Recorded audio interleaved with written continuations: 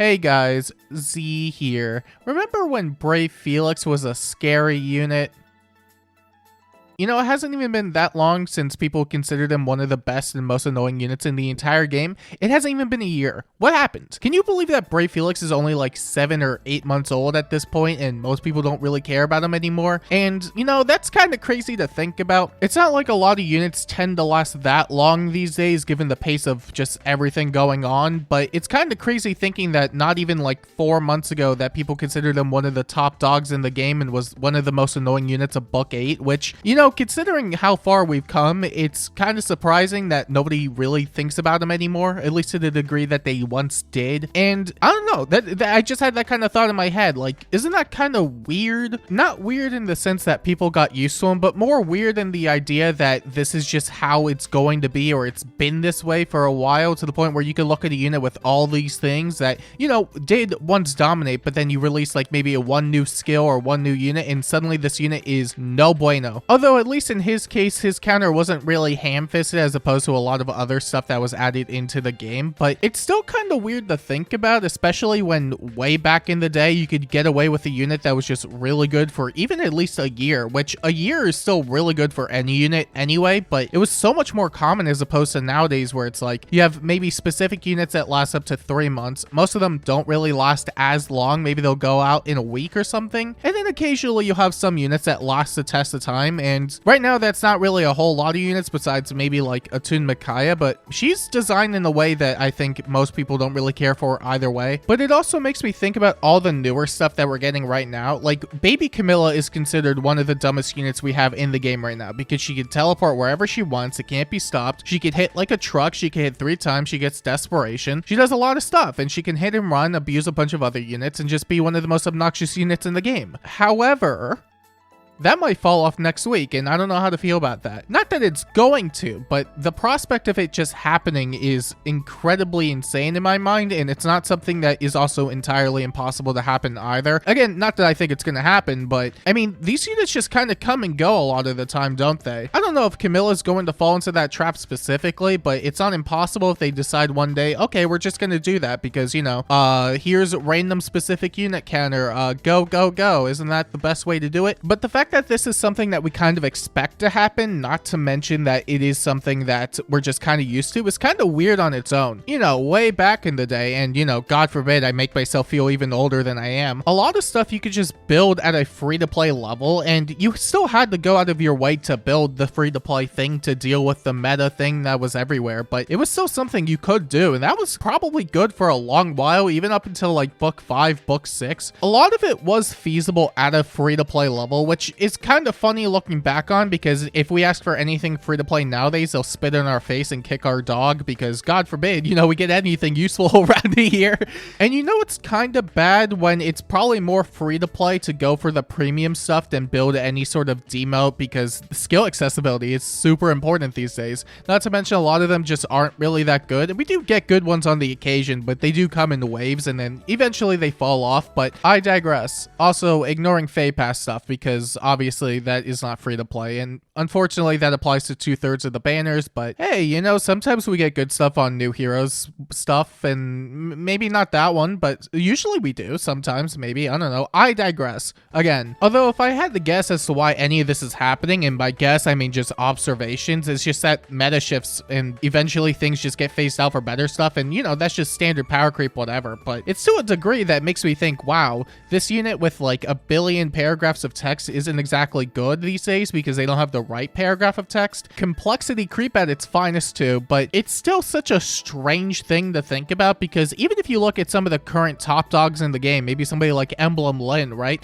She's gonna fall off eventually, right? A lot of people still have to use Brave support and whatever to get her really going on some teams, but it's kind of crazy if you think about it. A unit that could just shoot you from 6 spaces away isn't going to be good enough in the future, which, yeah, you know, tanks are gonna get tankier and nukes are gonna get nukier, and then eventually you run the nuke nukier nukes and the tankier tanks, and that's why they've been ramping up on a lot of player face stuff too. That's why you can't go anywhere without running into like a Yunaka Sakura team in Summoner Duels. I brought up Baby Camilla earlier too, and that's kind of the same thing as well. And you know, we just got Emblem Erica, and she's kind of ridiculous on her own. She's got dual phase Brave in her special, and she can attack from 2 range, but it counts as 1 range. So far save doesn't work because it counts as 1 range and not 2 range, but she's countering from 2 range instead of 1 range. Yeah, isn't that crazy? It's crazy, right?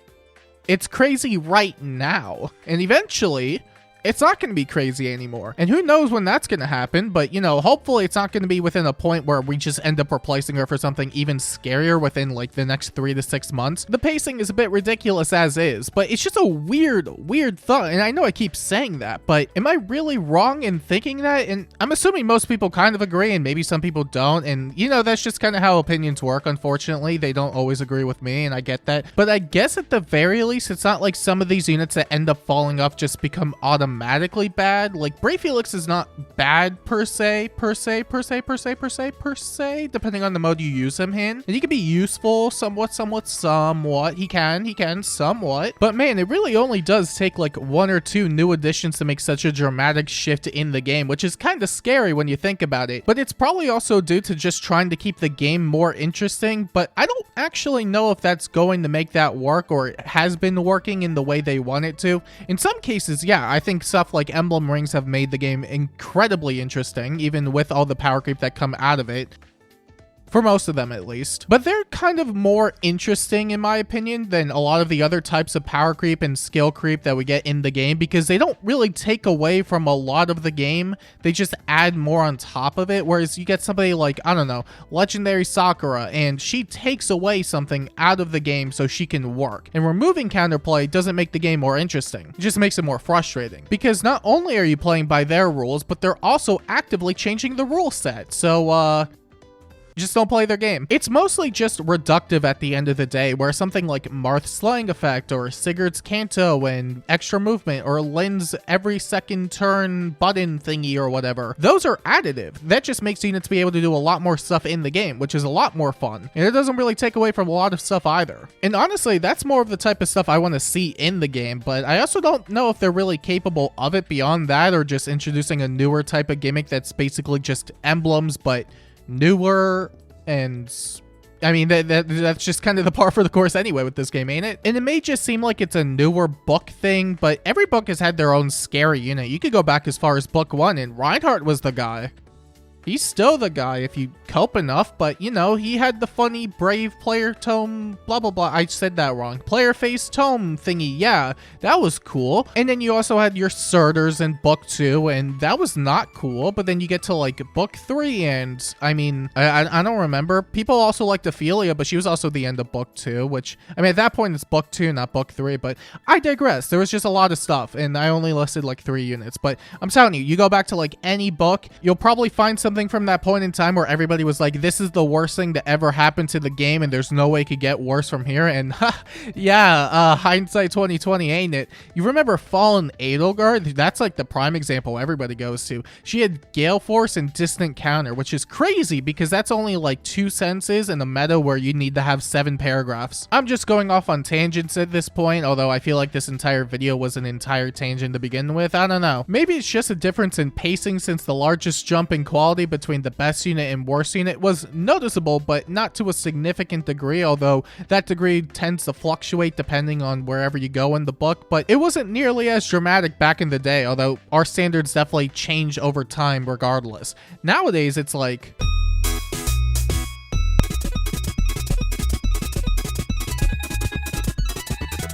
Although I feel like I'm probably beating a dead horse at this point because everyone's talked about it so much, including myself. I probably have a bunch of videos on the channel, including this one that's probably coming out today. But it's weird thinking about how much some of these units really left a mark on the game, even with arguably not that much time in the spotlight. Like, people would still say that Brave Felix was the menace of Book 8, which, while I don't necessarily agree, it should tell you that there's just a lot of stuff in the book that was, like, utterly ridiculous. Like, we had Emblem Aiku was really good. We had Dual Leon and something like embargo or anything that released basically every single month, because every month was kind of brutal for a while. But yeah, it also makes a lot of sense since a grand majority of units that get released into the game don't really leave a mark on anything or just don't do much at the end of the day. They might have something unique or cool that makes them stand out a bit, but maybe it's not good enough, or it will just never be enough in whatever period of time they release in, which is probably why you only hear about the same 20 to 30 units, despite the game having well over 1,200 units at this point.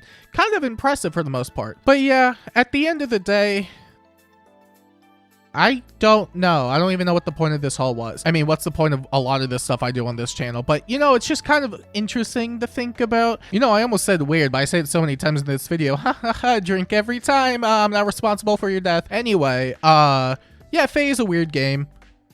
God damn it. You know what? I'm just gonna go do something else. Have fun with the game. The game is still fun despite its issues. I don't know. Just kind of talky something. I don't know how to end this. Goodbye.